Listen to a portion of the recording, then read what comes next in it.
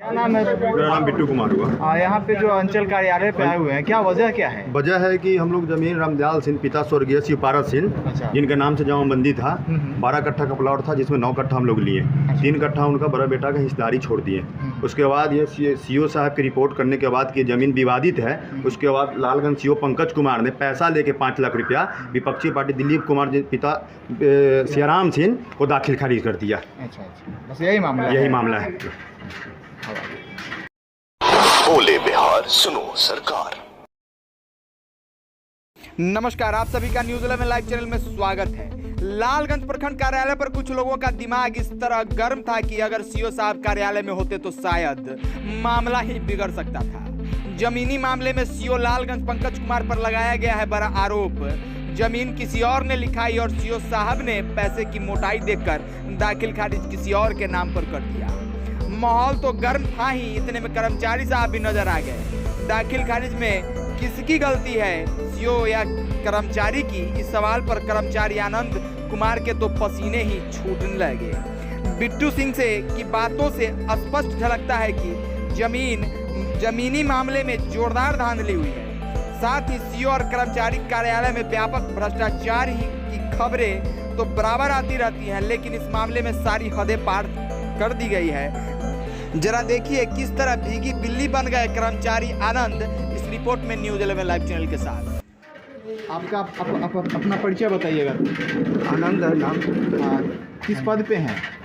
हम कर्मचारी के पद पर। जो अभी इन्होंने जो बताया वो कहाँ तक सही है? हमने विवादित करके रिपोर्ट कर चुका हूँ। अच्छा, आपने विवादित उस जमीन को करके रिपोर्ट किए और उसके बाद दाखिल खारिज हुआ, तो कहीं ना कहीं आपको नहीं लग रहा है कि कहीं ना कहीं यह गलत है या गलत तरीके से किया गया है?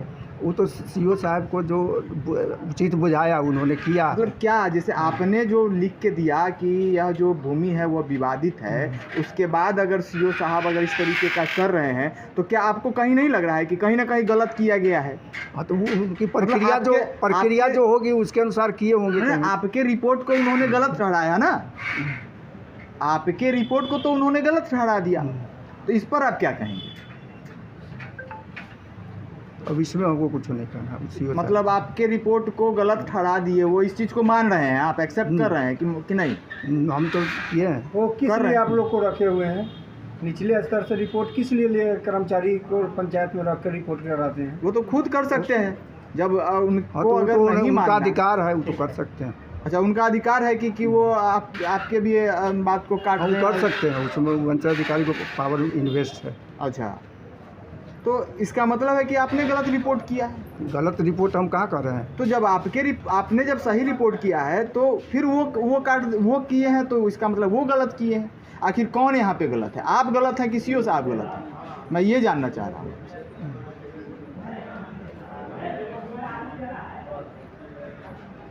गलत तो कहीं से हुआ है। कहीं से हुआ है। है। मतलब कौन गलत है? आखिर आपसे गलती हुई है कि सीओ साहब से? तो विवादित करके रिपोर्ट करवे की है। विवादित था, आपको लगा था, आपने वहाँ पे गया था, लेकिन कोई अपोजिट उसमें नहीं कुछ किया, अपोज नहीं किया किसी आदमी द्वारा। अच्छा, क्या अपोज?